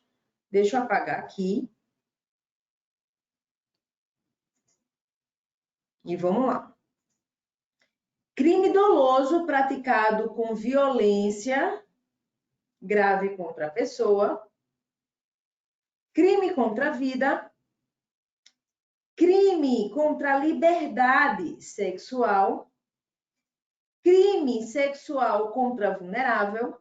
Será submetido obrigatoriamente, será submetido obrigatoriamente à identificação do perfil genético mediante DNA, por técnica adequada e indolor, por ocasião do ingresso no estabelecimento, certo? Então, é obrigatório, profa. É obrigatório. Perfil genético obrigatório. Obrigatório nesses casos. Crime doloso com violência grave contra a pessoa, crime contra a vida, crime contra a dignidade sexual, crime sexual contra vulnerável. Outro ponto para a gente memorizar, certo? Outro ponto, qual era o ponto anterior, professora? O ponto anterior que eu falei foi a comissão técnica de classificação. A composição da comissão técnica de classificação. Compostos por quem? O diretor do presídio é o diretor, mais 2 chefes de serviço, no mínimo, ok? Um psiquiatra, um psicólogo e um assistente social, certo? Isso sempre cai a comissão técnica de classificação, né, gente? E aí, quais são os crimes em que o exame de a identificação genética será obrigatória? Está lá no artigo 9º caput, ok? Condenado por crime doloso, ok? Crime doloso com violência grave contra a pessoa. Crime contra a vida, crime contra a dignidade sexual, crime sexual contra a vulnerável. Cuidado para não confundir crime contra a pessoa com crime contra a vida, certo? Uma lesão corporal é um crime contra a pessoa. Mas veja que tem que ser violência. Eu nem coloquei aqui. Tem que ser uma violência grave contra a pessoa, certo? Então, a lesão corporal é crime contra a pessoa, mas não é crime contra a vida. Mas, professora, mas não é. Crime contra a vida, eu só tenho homicídio, induzimento, instigação, auxílio ao suicídio, infanticídio, aborto. Latrocínio também, não. Latrocínio é pelo menos crime contra a pessoa? Não. Latrocínio é crime contra o patrimônio, certo? Contra o patrimônio.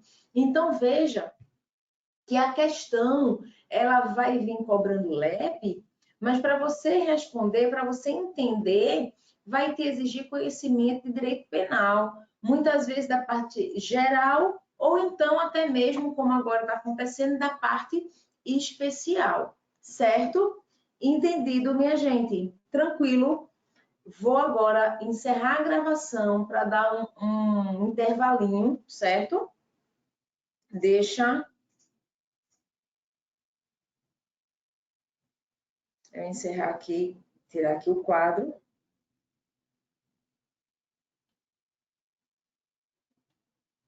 Esta conferência será gravada agora. Não, estão não. Eu desativei. Estão ativas?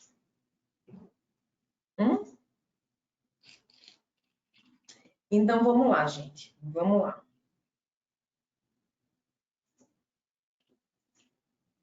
Estou riscando tudo aqui. Deixa eu passar aqui.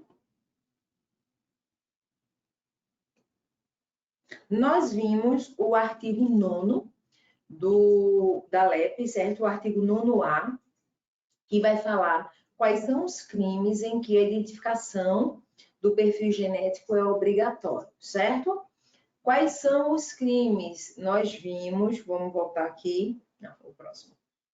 Quais são os crimes? Estão aí no quadro.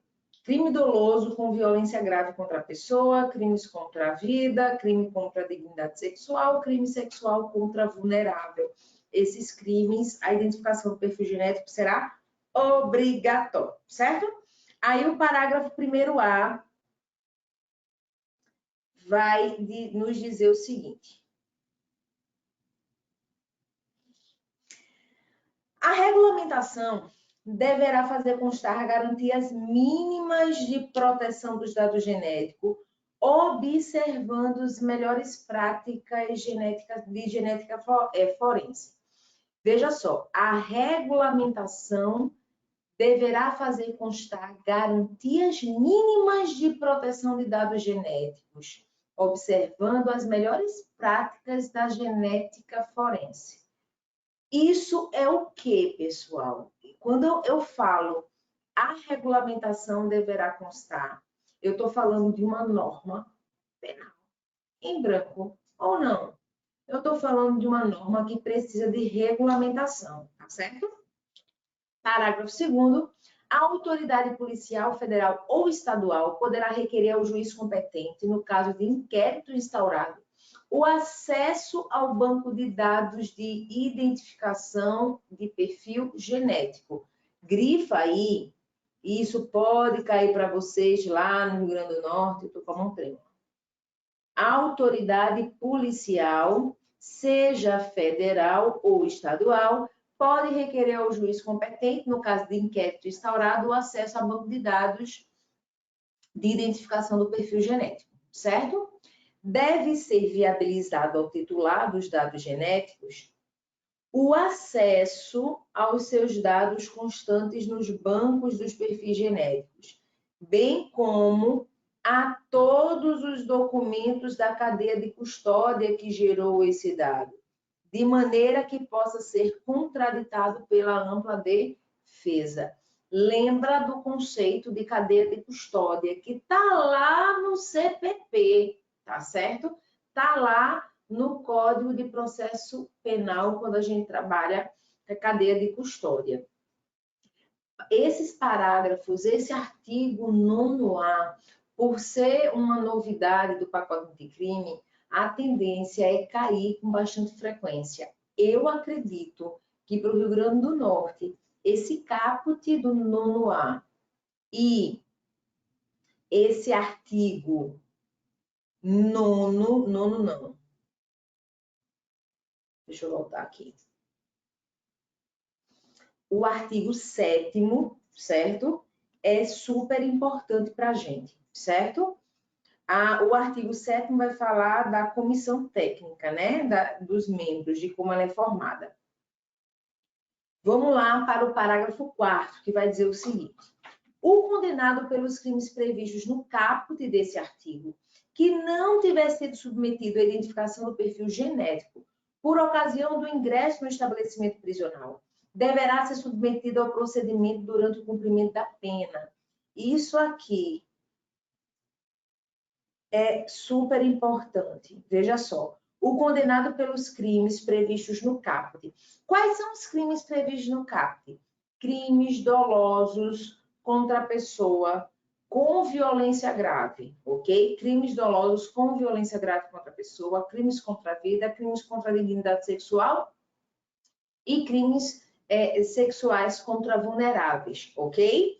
Então, se esses indivíduos não tiverem sido submetidos à identificação do perfil genético na ocasião do ingresso do estabelecimento prisional, ele deverá ser submetido durante o cumprimento de sua pena, certo? Artigo 9º-A, parágrafo 4º. Parágrafo 5º.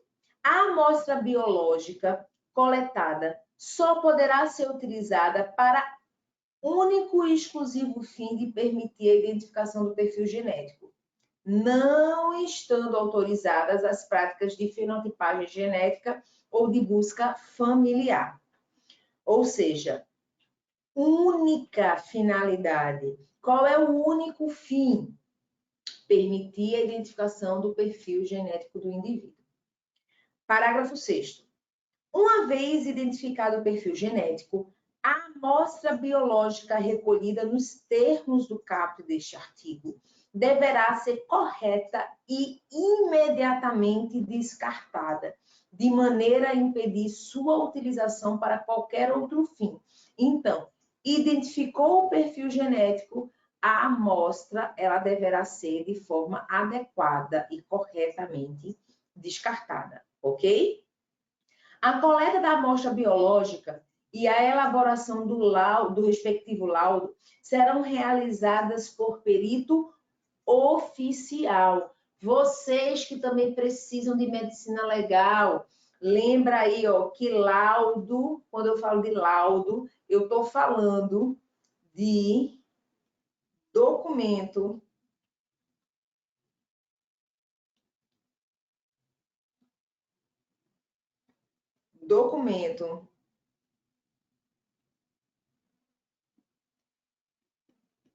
médico legal, certo? Documento médico legal, laudo, documento médico legal, ok? Cai no RN, cai no RN. Vamos lá.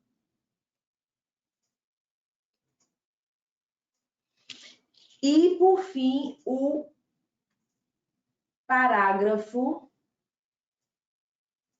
7º, eu pulei, foi? Ah, não, falei o parágrafo 7º do laudo. Vamos para o parágrafo 8º, que vai dizer o seguinte: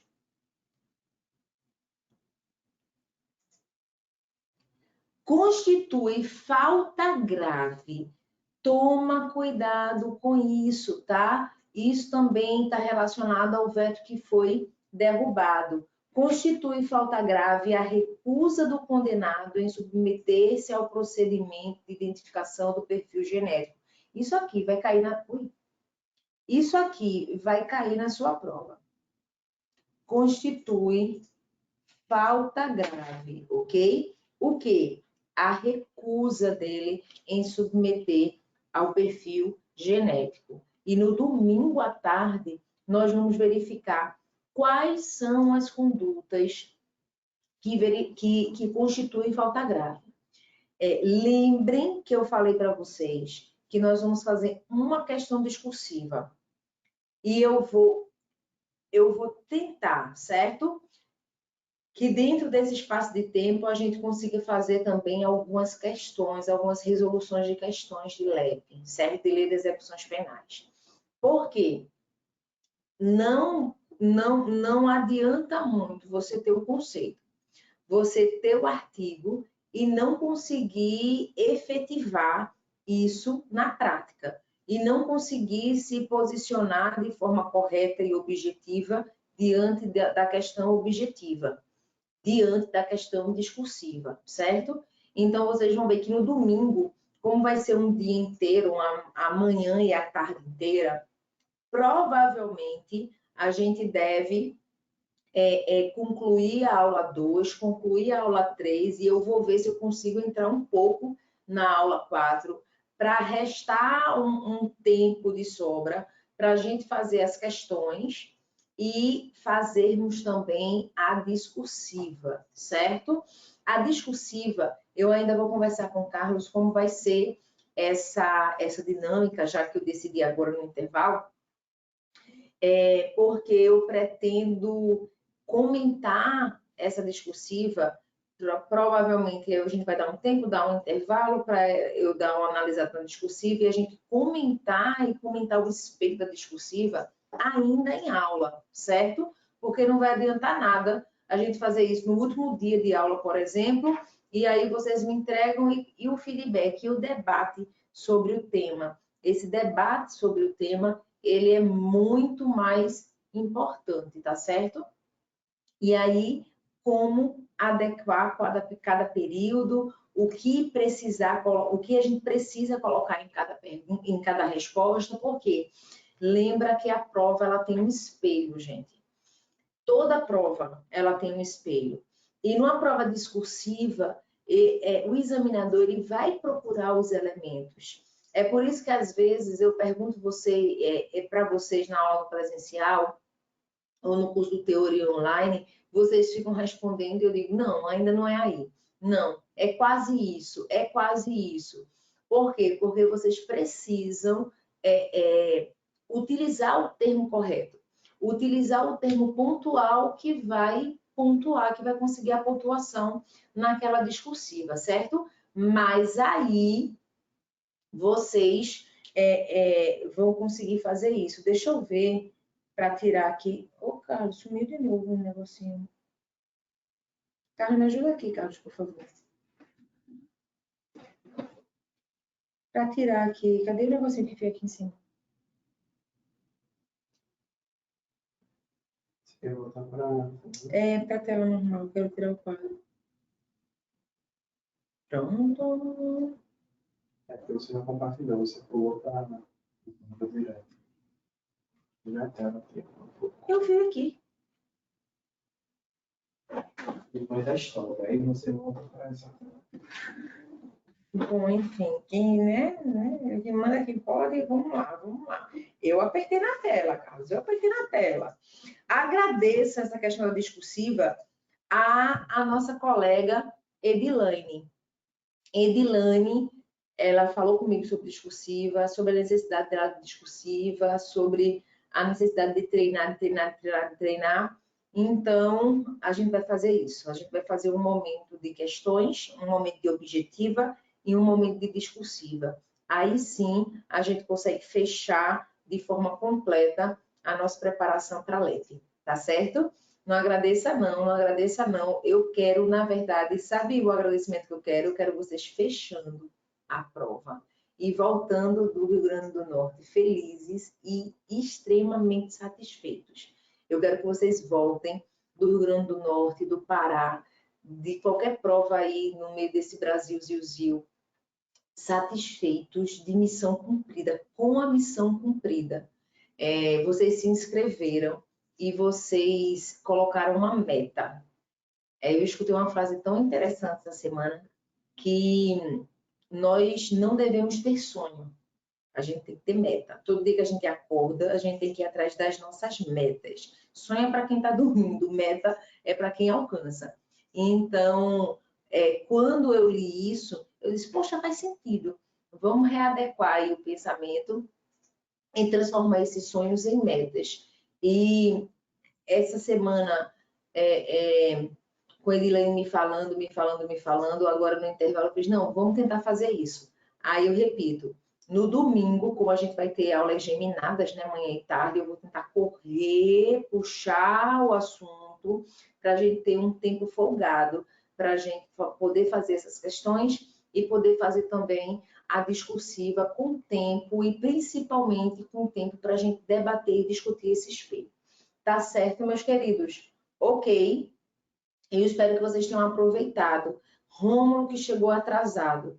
Quando você for imprimir, Rômulo, tem vários materiais disponíveis para você.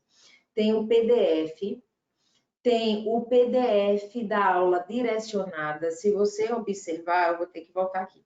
Se você observar, Rômulo, tem aqui, ó, no cantinho da tela, algumas cores. Cada cor corresponde a um tipo de aula, a um número de aula, certo? Então, deixa eu voltar mais. A aula 1, que nós fizemos agora, nós fomos até o artigo 9A. Então, cumprimos a missão da aula 1. A aula 2 vão ser todas as folhas, todas as laudas que estão com a borda azul e assim sucessivamente até chegar na aula 6, que está com a borda vermelha.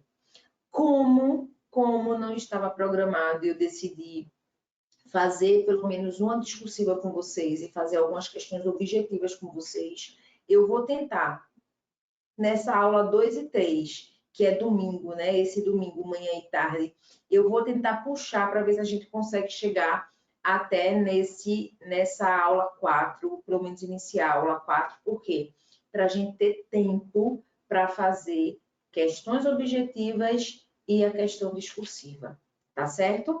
Então, como o Rômulo é um aluno que sempre gosta de me perguntar qual é o assunto da próxima aula, qual é o assunto da próxima aula, eu fiz justamente essa divisão para vocês terem uma noção do que estudar. Então, tem o PDF das aulas direcionadas, tem a ficha, tem um fichamento dessa primeira aula, tá certo?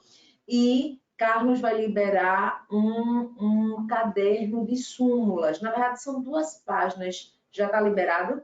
Pronto. Carlos liberou o caderno de súmulas. Eu chamo caderno, mas são 2 laudas, tá certo? Tem 13 súmulas do STJ relacionadas a lei das execuções penais. Dessas 13 súmulas, uma está revogada, tá certo? Que a gente ainda vai trabalhar, e temos 2 súmulas vinculantes. Gente, o que puder cair de súmula sobre LEP vai estar nesse caderno de LEP de vocês, certo?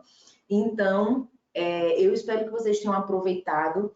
Eu aguardo vocês na próxima aula, que é no domingo, tá bom? Eu vou finalizar a gravação para a gente poder...